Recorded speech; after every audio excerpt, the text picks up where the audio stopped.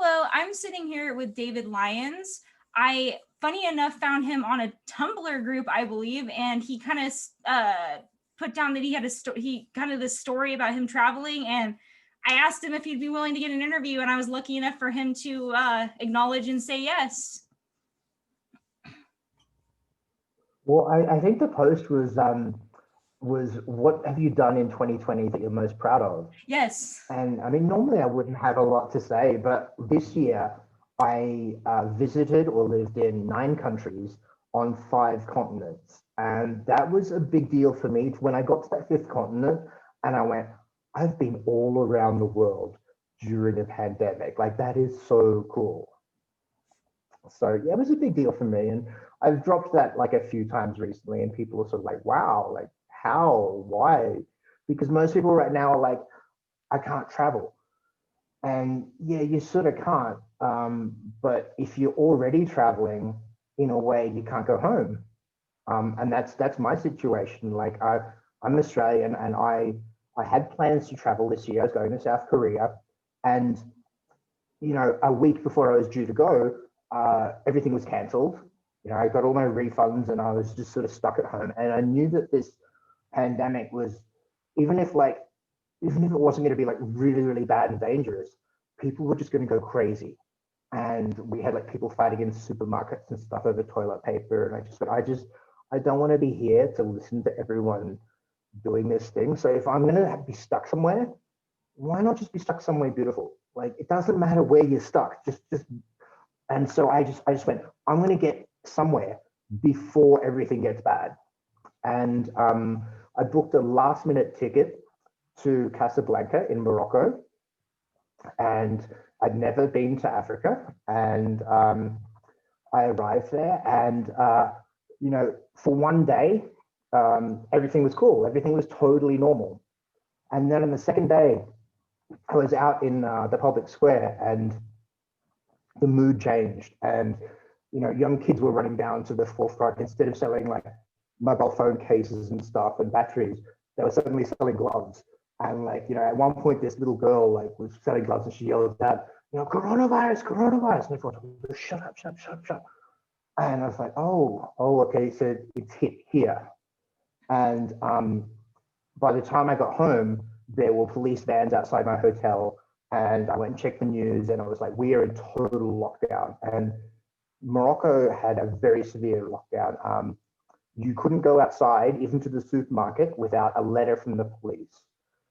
Foreigners were accepted, but like when you're walking to the supermarket, there'd be police everywhere, and they'd look at you and they go, I'm not going to ask him where he's going, but yeah, you felt really nervous. So I mean, it was a severe lockdown, and I was trapped there for 5 months.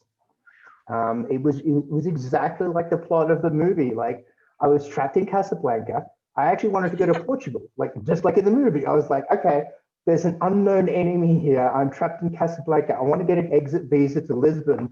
What do I have to do? Do I have to shoot a German? Like, it was So exactly like the movie. If I may ask real quick, what month or time frame did you arrive here? I arrived in early March in Casablanca. Right. Yeah. I was talking to a gentleman yesterday, and I heard that some people started finding out around February, but honestly, I didn't find out until March, in my opinion. That's when I started to hear about it. My partner and I had went down to San Francisco in California, United States, and we were walking around a busy city, and it was nothing. And then 2 weeks later, all of a sudden we weren't allowed to go anywhere, and him and I were a little freaked out because 2 weeks prior we were in a very, very bustling city. So it was very interesting to me, and it's interesting to hear that it was around the same time frame. You're somewhere completely else across the world, and it's almost the same time frame that it's people are kind of starting to panic. It was, yeah. It was, yeah. I mean, like, Africa has been one of the least hard hit in the world. They've got the lowest numbers in the world overall. So I guess, I mean, I chose there for that reason. Even though I didn't really know at the time, I was like, I instinctively knew Africa will be safe, right?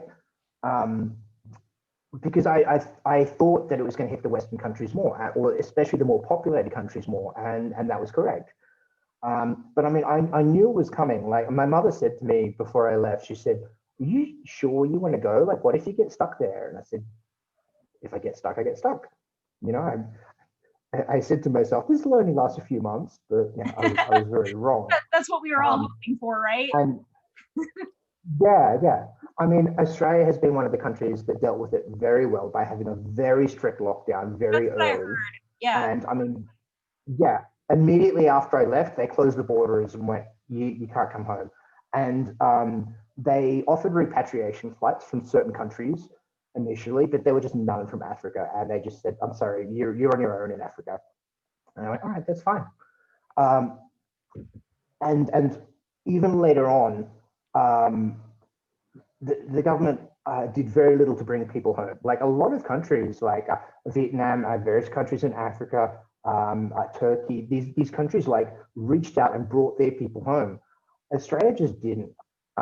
They arranged flights, but it was basically $10,000 a seat. I mean, there was this one family stuck in London, and the foreign ministry in Australia called them and said, "Okay, we've arranged a flight for you and your husband and your 5 kids. It'll be $70,000."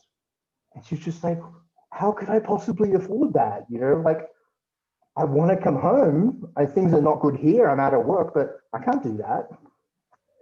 And so I just resigned myself to the fact that I wasn't coming home for a while. And I thought, okay. I was fortunate in Morocco, in Casablanca, because I mean, at first, when it first happened, you couldn't book an Airbnb anywhere. Like they would just like take one look at you and just be like, not answering that one. And I mean, at one point, I got yelled at in the street. The first day after the lockdown, this woman stopped at an intersection, leaned out of her car, and went, "Go home. You shouldn't be here." And I said, "I can't go home. The airports are closed." And she just went, "You shouldn't be outside." And I went, "I'm going to the supermarket and you're outside too." So, I mean, yeah, there was a little bit of animosity there. And there was all around the world, I know that in some countries, like people of Asian origin were being attacked in the streets. I know that like in Vietnam, where I primarily live, foreigners were being rejected. You can't come into this restaurant, you can't come into this supermarket. So initially there was that. But it only took a couple of weeks for the financial burden to hit people. And all of a sudden they're like, oh, actually, we need to open up our Airbnb. We need to have someone come in.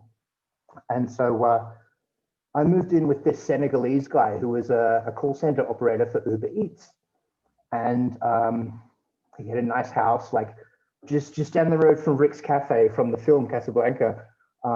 Beautiful location, nice house. And so I moved in there, and he was an amazing cook, and I loved to cook. And the two of us would just cook every day. We couldn't do anything. Like the thing that actually, if you would ask me, like, what got you through those first few months, I bought a Switch and I played Animal Crossing. Like everyone was doing it. Everyone was playing Animal Crossing, and it was impossible to get a Switch because they're in such high demand. And I tried all the online stores, and they would take my order and then wait 2 weeks and just be like, "No, we don't have any." And I bought this Switch for double the retail price. It cost me $600 out of an Arab guy's car boot. And I was like, in a side alley, and I was like, "This is so shady." I was like, can I come inside? Yeah, I was like, "Can I try it?" He's like, "Dude, it's brand new. Trust me." Like I sell a bunch of them. It's brand new. It's fine. I was like, whatever. So I took this Switch home and I got into Animal Crossing, and I write when I'm overseas. I go to restaurants, I write restaurant reviews and stuff. But in this case, there was nothing. So I got into the Facebook scene of like all the people. Like I actually started this group called Beep Beep, Back Up the Corpse Truck. This person with rights wants to get in. Because there were all these people, and mostly in America, I'm afraid, who were like, "My rights, I don't have to do this, I don't have to do that, I've got rights." And I was like, "Corpse Truck is coming for you." And so I just spent a few months just joking around about it. and playing Animal Crossing, having a good time. But, after a few months, I was very, very keen to get out. And as was the case in a lot of parts of the world, even when the airports opened up, you just couldn't get a flight. Like, you'd book a flight, and then, the day before, they'd be like, sorry, that flight's cancelled. And I had that happen 3 times. And so I was getting desperate. I was like, how am I going to get out of here? And it was coming up to, by the time it was in August. So I was there until August, from March to August.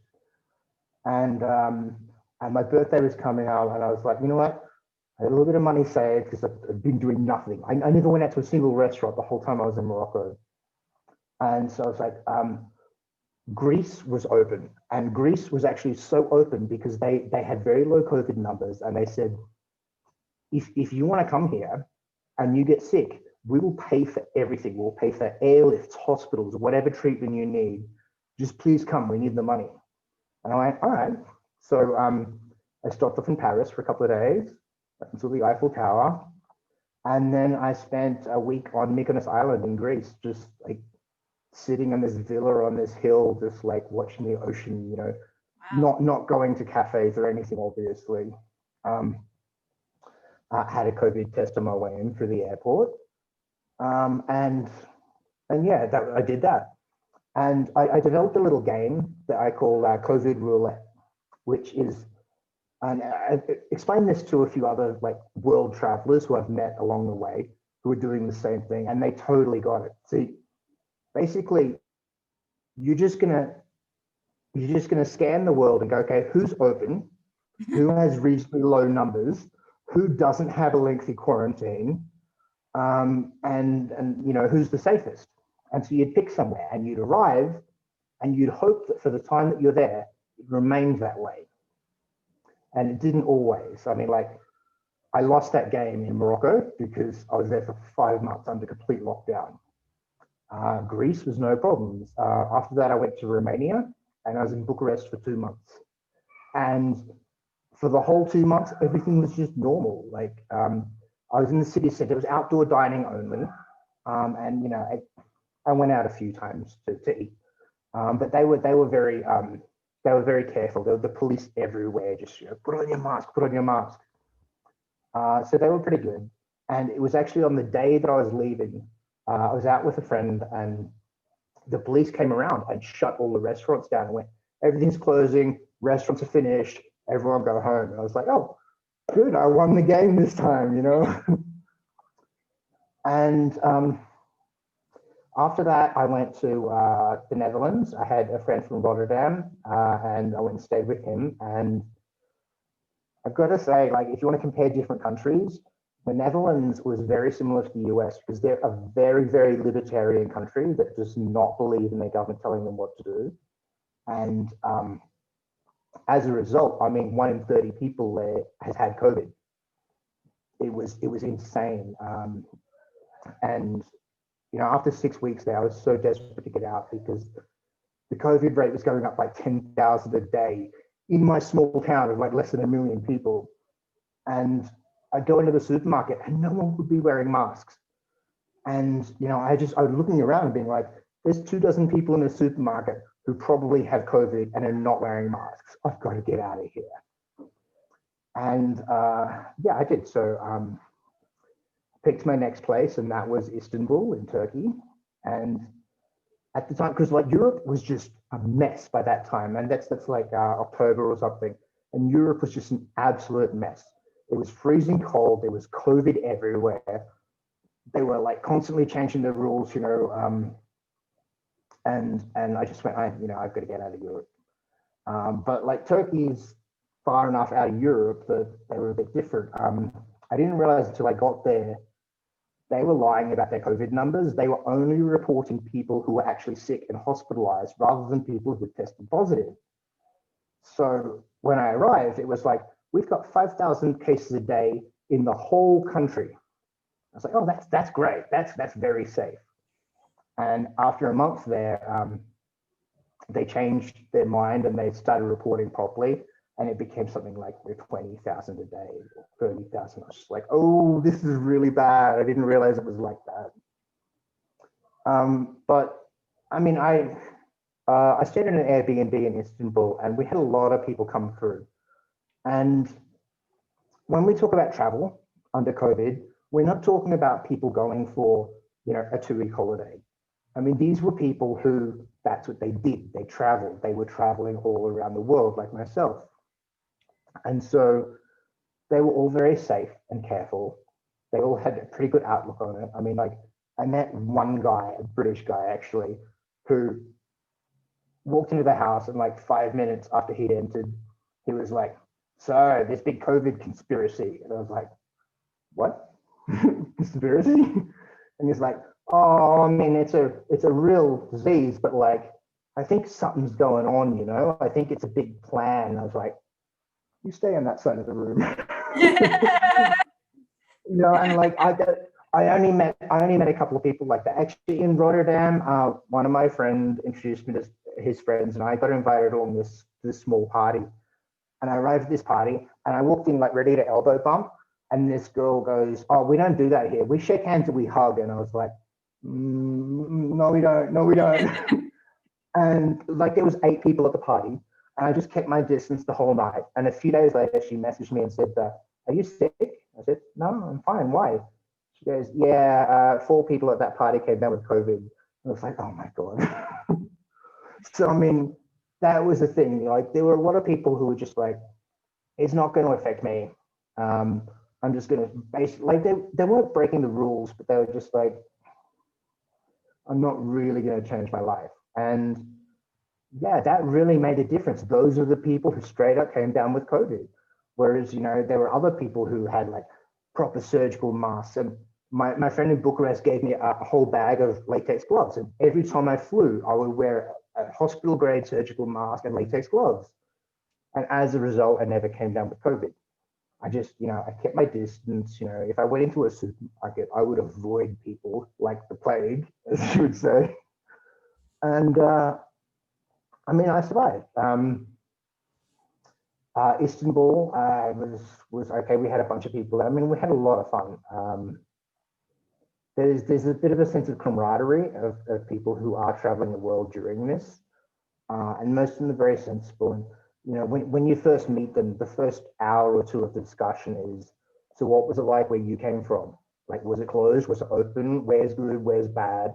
And we'd all sort of trade information. And it was like, being in that sort of like post-apocalyptic Mad Max world where you're like, oh, I know of a place where it's safe. I know of a place where the bars are still open. And you'd plan your next trip based on that. And I mean, I was living there with this Taiwanese girl, and she said, "Oh, I came from Mexico earlier this year, and that was just beautiful." And I went, "Hold on, let me check Mexico's stats.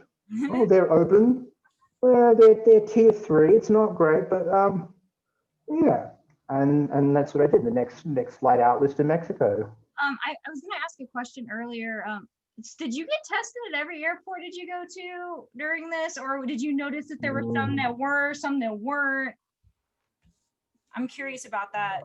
The only place that tested me was Greece, and it wasn't a PCR test. It was a saliva test. But they're the quick turnaround ones. They knew like immediately.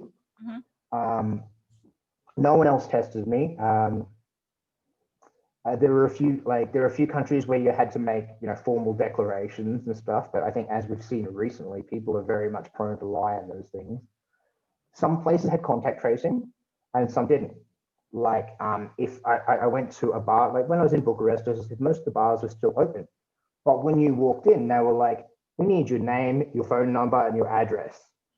And so yeah, some places were really careful, and then others just weren't. Like when I arrived in Rotterdam, and the bars were just packed. I didn't go into any, but I walked past and the bars were just packed with people, all shoulder to shoulder, and I was just like, not going in there.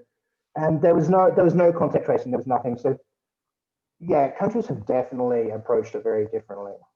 Okay, and some have done a really good job, some haven't. What would you say if you can't come up with anything in your mind kind of on the spot? Like what are the biggest lessons that you learned from traveling around during this? What would you say maybe is the most interesting things to you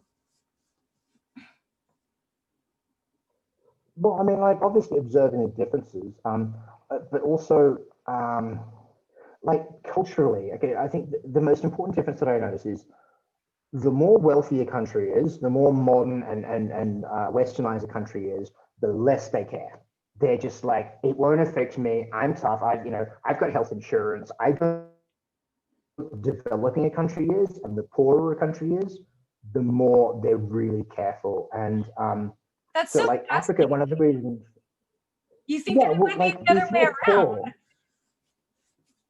I mean, yeah, but no, in that, like, okay, Africa has dealt with SARS in the past, or SARS and MERS in the past. So they're like coronaviruses. So they knew what this was about, and they have community health and stuff, and they understand that when there's a virus, stay away from people. And the fact is, like, when you're poor, you just can't afford to get sick, and that's what it comes down to. And in Mexico here, I mean, like when I arrived, I matched with a few girls on Tinder, and I was like, "Hey, I'm trying to come out and like show me around town," and they're like, "Mm, I've got grandparents at home. There's no way I'm going anywhere." And I was like, "Okay, it's cool. I respect that. I understand." And that's the way it is. So I mean, like in Mexico here, like they are very compliant with masks, completely compliant. You never see anyone's nose. It's always over the nose. And um, I mean, some countries also have been really strict on entry rules. In that, I remember back in March in Casablanca, there was 12 people allowed in the whole supermarket at a time. So there was a guard at the front, like taking your temperature, and also just going, you can't go in until someone else leaves. Whereas other countries are just like, if yeah, whatever. if I may interject on that really quick. So um obviously I've been in the United States this whole time. Obviously, I'm actually from Oregon specifically, but me and my partner noticed something interesting. So I would say 4 or 5 months ago, stores were doing that here. Like there'd be a line going in and you see someone checking people in and watching how many people were going out.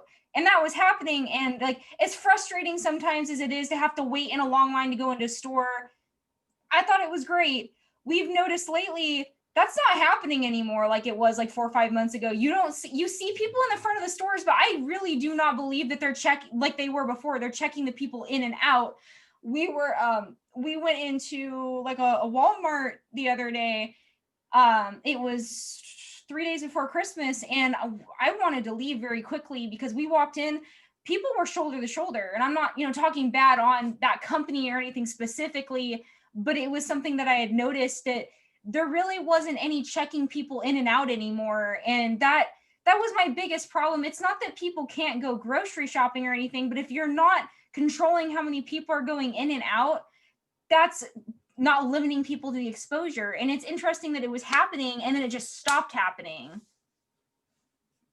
I know. I mean, like you can see how they could be doing more. Like I've been to Walmart a bunch of times here, right before Christmas as well. And one thing I notice is, they have 30 registers and there's only 10 in use. So people are lined up like one after another, and you just put more staff on, open up 30 registers, and we can all stand back from each other, and they don't care. And also, the temperature checks was something that varied around the world. Um, One of the first things I noticed was that they will check a different part of your body in different cultures. Now, in Arab cultures, they're not going to point it at your head, absolutely not, front of the wrist. Oh, Whereas in, I think, also Romania, it was your wrist. Singapore, it was your head. And Singapore was so careful. I mean, when I went through Singapore airport, I was carrying bags of stuff, and I went through the thermal scanner first, and I went, come over here, let's check your temperature. Check my temperature and went, you're hot, come over here, let's do an ear temperature check. Did that and went, okay, no, you're okay, keep going. But like, especially recently here and at Walmart again, like I've seen them just like, um, here we do the back of the wrist for some reason. I don't know why we do the back of the wrist. So I point at the back of your wrist and they won't even look at it. And I'm like, well, what was the point of doing it if you didn't look at it?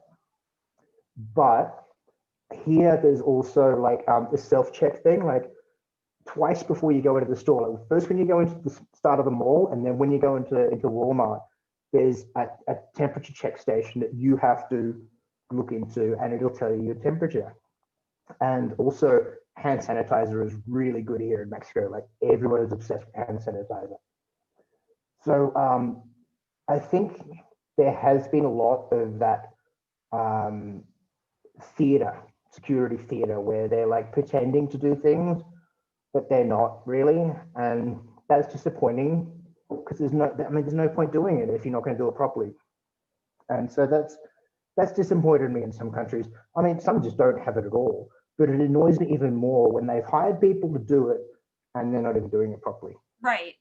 So, yeah, that sucks. So I'm sorry, I forgot which country you ended up last when you were talking. Like, so how did you end up where you're at now? Um, I mean, travel stories basically. I fell in love with this girl in Istanbul. We hung out. Um, she wasn't really into me. I was disappointed, and I jokingly say I decided to put a planet in between us because I just went, fine. You know what? Okay, I'm going. How far can I go? I'm going to Mexico. Bye bye. um, like because I mean, if you're going to travel, it doesn't matter how far you're traveling. I mean, you're going to pick a place that is safe. I mean, I was sick of the cold in Europe. It was freezing. I'm not used to that sort of cold, and it was winter, and I didn't like it. And I was just like, I want something different. I want somewhere that's hot and relaxing because Istanbul is crazy busy. Like even after they like closed the malls and stuff, it's just a really crowded city. It's a huge city. It's really crowded. And I was just like, I don't want to be in a crowded city. I need to go like I like to be in a big city because I've got access to things, but it's just like no, I need to go to the countryside. And so I spent a week in Mexico City, and then I headed way down south, and I'm in Oaxaca City in the mountains of southern Mexico. And this is a pretty small little city, but it actually just got voted the #1 tourist destination in the world by Travel and Leisure magazine. I was like, woohoo! I'm in the #1 place in the world. So I mean, I got here, and you're never sure what you're getting into, of course. And I mean, I've also got to point out, I've self-quarantined every time I've entered a new country. Like for approximately a week. The only place I was forced to was in the Netherlands, where I had 10-day home quarantine.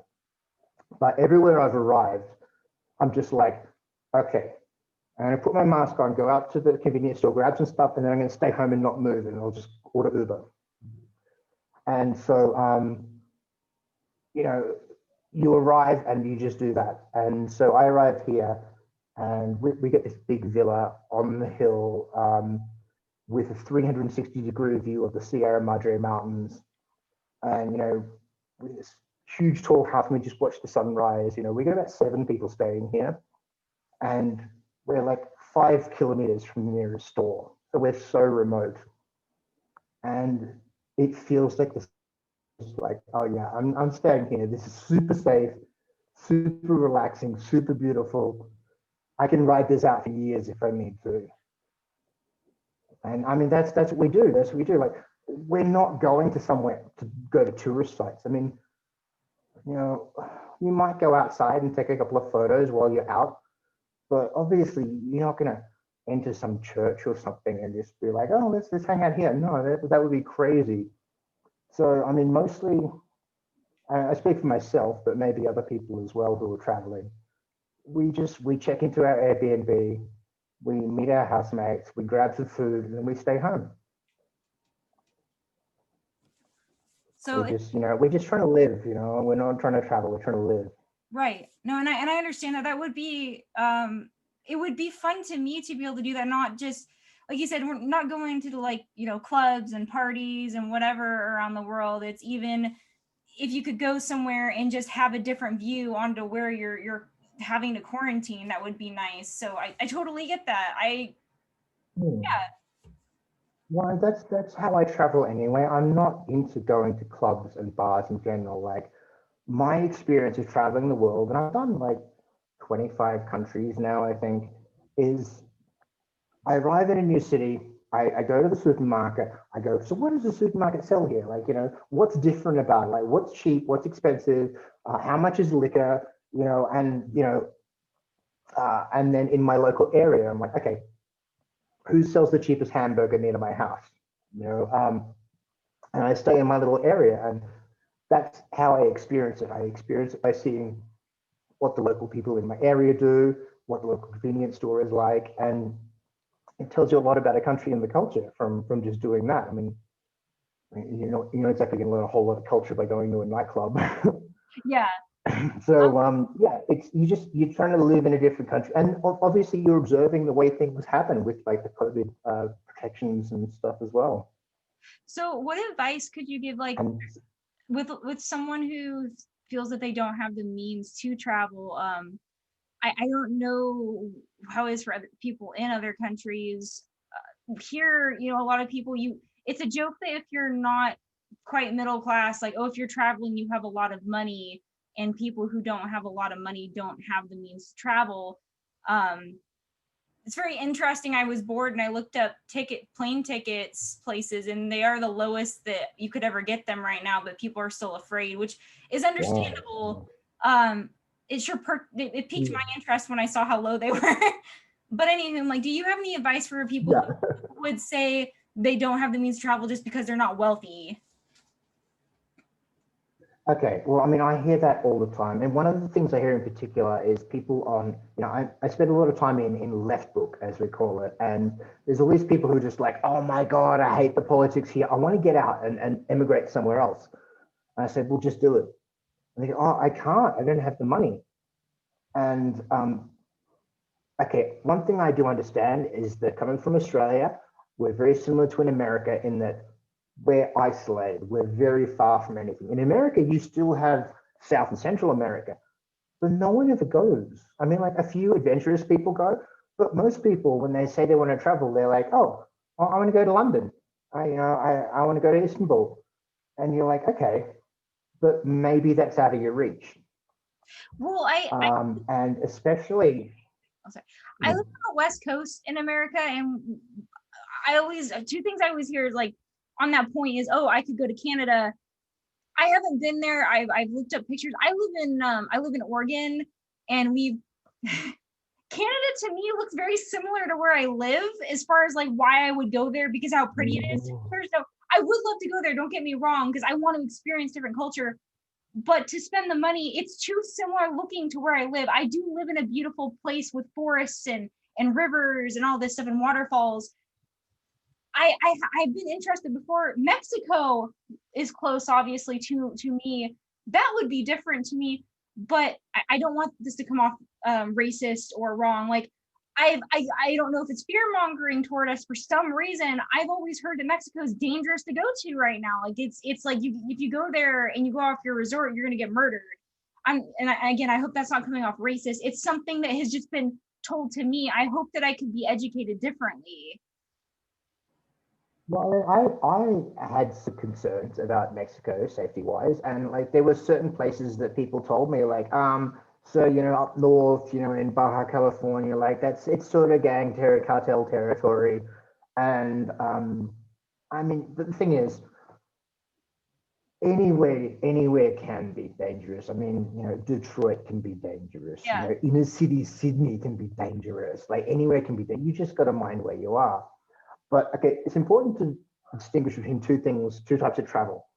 There's Instagram travel, which is where you go to a tourist place and take photos of the natural beauty or the architecture or whatever. And then there's what some people call slow travel, which is where you just go somewhere and you live for a bit. And when I talk about traveling, I'm talking about slow traveling. I mean, I go everywhere. Like this year, going to Greece for a week, that's the shortest I've been anywhere. I'm going to everywhere for at least a month or two. And generally, what I normally do is I'll go for 6 months and I'll pick up a job and work illegally. And it's very easy in a lot of parts of the world. And when people say they want to get out of America or get out of Australia, I'm like, okay, just go. And they say, but it costs a lot of money to immigrate. And I said to this one woman, well, how much do you think it costs?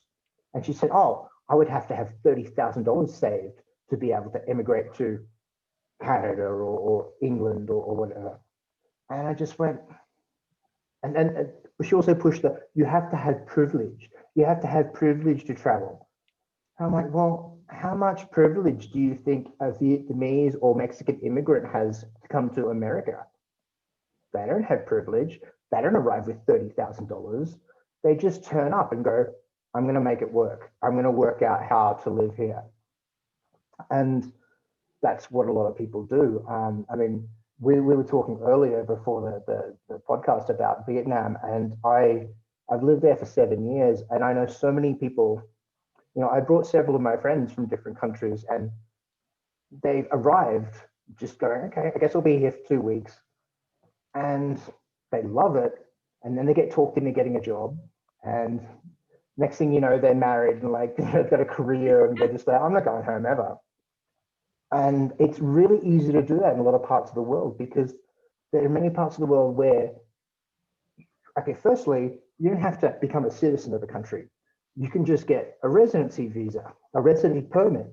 And that requires, I mean, you have to sort of be working to get that officially, legally. But there's many countries where you can go where you can just go on a tourist visa and stay a really long time. Like in Southeast Asia in particular, we do what's called visa runs, and you can do them your whole life. You have a 3-month tourist visa, you extend it a few times, and then you have to take a bus to the border, step over the border, and then come straight back in.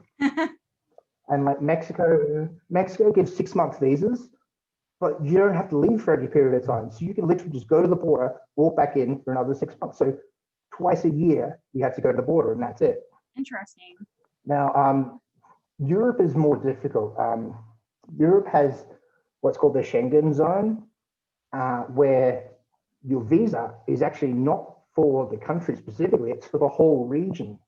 And so for most of Europe, with a few exceptions, when you go in, you've got 90 days out of 180 days in the whole region. And then you have to leave. So you stay for 90 days and you have to leave for 90 days. So you can't make a life there, like you're only allowed to visit. But there's ways to stay places easily. Like I have an American friend who lives in Bucharest, and she turned up on a tourist visa and went, I want to start a life here. How do I do it? And she went to a friend who was an immigration lawyer, and he said, the easiest way is to do volunteer work. If you do 4 hours a week of volunteer work, you qualify for a residency permit. You can live here indefinitely. And yeah, I mean, that's the sort of thing you can do. So it's, and you can, in some countries, obviously you can't work, like they're strict. I mean, you can't go to Australia to work illegally. I mean, you can pick fruit. In fact, they really need people to do that right now. But okay, in Southeast Asia, Vietnam especially, you just turn up and you go, hi, and I hate this is the case, but hi, I'm white, I am American or Australian or English or Canadian, and English is my native language. And they're like, oh, please come in here and work for us. Don't worry about taxes or permits or anything, cash in hand, it's all good. And you can do that really easy. That's the whole thing out. Sorry, do you need like a degree or anything? Like, or can people just go there and be like, I'll help teach school children English? Officially, you need a degree. In reality, not in Vietnam, not in Thailand, no, you do not. There's so much demand, and I mean, there's some areas of each country where they're strict, and there's some areas where the demand is high. Like if you're going to Ho Chi Minh City or Hanoi, the demand is huge. Like everyone's working illegally, cash in hand. No one has the right paperwork. No one gets the work permits because getting your documents authenticated and like your degrees and everything, it's just so difficult. So even if you got them, you don't even bother because it's just easier not to. I'm actually I'm currently working on getting an elementary school teaching degree. So I always felt like, oh, maybe if I ever wanted to go somewhere and I actually had that that in my hand, it would help in some kind of sense. All around the world, yeah. I mean, if you've got an education degree from any country and you're a native English speaker, you've got a job in any country in the world so easily. And they will just welcome you with open arms and go, please. They will literally grab you. I've been grabbed off the street. I went into one school once for directions. I was on my way to a different school, and they're like, oh, please come in here. And I was like, no, I want directions to this place. And they're like, no, you want to come teach here? I'm like, dude, I've got a job. I'm busy. And they're like, could you please just come? And I'm just like, this is crazy. But I mean, the thing is, you work out what you want to do. Like, I mean, everyone still has one friend who's like, oh yeah, I moved to Colombia for years and I was a waitress or a bartender or something, and you do that. I mean, my craziest job that I did was I was hanging out in Saigon at my local motorbike bar, and this British guy ran it, and his girlfriend she had this mystery shopper jobs. She had this mystery shopper job. She picked up the contract, and basically the biggest cinema chain in Vietnam had been bought by Korea, by a Korean company. And Korea was like, okay, we need to audit it and work out what's wrong with it and improve it and fix it and stuff. And so they hired thousands of people around the country to just go to the cinema and review it. And for 3 months, my girlfriend and I, we would go to the cinema 3 times a day, and we would have to buy $10 worth of snacks and just go in and watch the film and then write a report about it. And it was enough money for us to live on. We didn't have to do anything else. Like, that was just our life for a while. I mean, I racked up so many loyalty points at that cinema chain. It was crazy. You guys so sick of popcorn. You guys sure just got paid to watch movies. Yeah. Oh. Yeah, that was it. Like, we had to write a 2-page report at the end, but like, I mean, it wasn't always great. Like, sometimes you had to watch the same movie multiple times, like, because you'd get assigned to it. But essentially, I'd spend 4 or 5 hours a day in the cinema, just eating snacks, watching films, scrolling through my phone, and I get paid for it. I'm just like, well, this is cool. This is a cool way to live in a foreign country. This is a good job. That's awesome. And yeah, I mean, you just find those sort of things. You go out, you meet people, and people say, oh, some people like do this desperate thing where they just post on Facebook and they go, does anyone know of any jobs going? Yeah, those people don't get help. You got to go to a bar or like meet some people, join a social group, and then if you're religious, you go to your local church and say, so like, is anything like I could do? Here's my skills, and they're like, oh yeah, totally. I've done all sorts of weird things. I'm a photographer, and I had no money at one point in Vietnam. I was like, okay, so here's my skills. I'm an ex-programmer. I'm a journalist. I'm a photographer. Is there anything I can do? And this Japanese guy said, I need someone to come take product shots of my products. Just come to my house and just take photos of stuff, and I'll pay you. And he paid really, really well. I was like, okay, that was easy. And then that's what you do. I think one of the reasons that I'm sort of not scared of it, and I've also got some experience of it, is my family did that as well. My father was born overseas. His father was an expat, a professional expat. He traveled the world, and they were both sailors. Like, they were adventurers. And so my father was born in a foreign country, and at some point, like, there was some stuff going on in Australia, and he was like, we got to get out of here. And so he built a boat with his own hands, and him and my mother and me, who was like 2 years old, just took off to Papua New Guinea. And I spent like 10, 11 years like living in the wilderness, among all these native people, and in the Solomon Islands, in Vanuatu, and I didn't know any different. I thought that's what life was.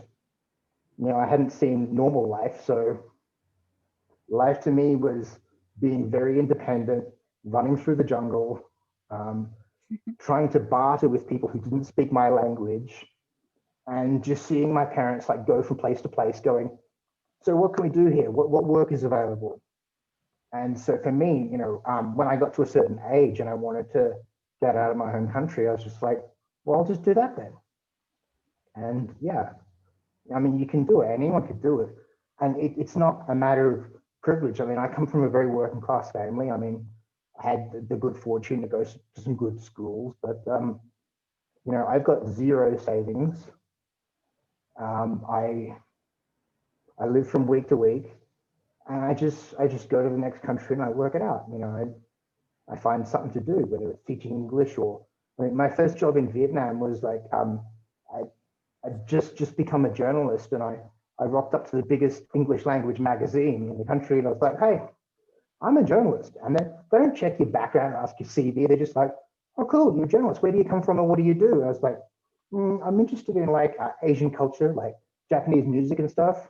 And this guy straight away, the editor just goes, well, would you like to take the Japanese restaurant column? Your job will just be to go to Japanese restaurants and review them and write about it. And I was like, yeah, sweet. That'd be great. That would be super fun to me too. And yeah. Wow. Well, yeah, I mean, you got to be. Oh, sorry. I don't want to be open. You just got to be open. You just got to try. Thank you so much for talking to me today. I really appreciate it. Like I've actually myself learned a lot from this whole conversation, because I've wanted to go somewhere. I am waiting until not saying that what you've been doing is wrong. I am waiting until this cools down a little bit, and I want to put away some money to go somewhere. Like that's in my list, and that's honestly one of the only things. It's not a good time right now. No, you're brave. It's not a good time. I wouldn't recommend anybody to do what I'm doing right now. Like the people who are doing it now are doing it because we're already doing it. But yeah, I mean, like I hope I did. I hope I gave people some ideas, some inspiration. I mean, like if you want to travel, number one rule is pick a developing country. Your money will go further. Don't go to London. Don't go to Tokyo. Go to Ho Chi Minh City. Go to Istanbul. Pick a country who's like, go to Venezuela. I mean, yeah, it's not a great situation, but your money's going to go far there. Go to Panama. Panama's full of expats. Yeah, just pick somewhere that is a little bit poorer, but still relatively safe, and just go and just see if you can make a life. And if you can't, go home. Yeah. But travel isn't all about taking a week in Paris. Travel is about going, I'm going to move to Venezuela, or I'm going to move to Mexico, and just do it. Do it for 6 months, do it for a year, and then go home. Or stay forever. It's up to you. Well, thank you so much. Again, I learned a lot from all of this. I needed it myself. That's one of the reasons I've been doing these podcasts, is to learn something from every single person I talk to. And so far I have. I picked something up from every person that comes on here with me. And I've picked something up from you today. So thank you so much. I've enjoyed some of them. I've watched some of them earlier, and you've had some very interesting people on. So good luck. Thank you. Have a good rest of your day. Okay. Thank you. You too. Bye. Bye.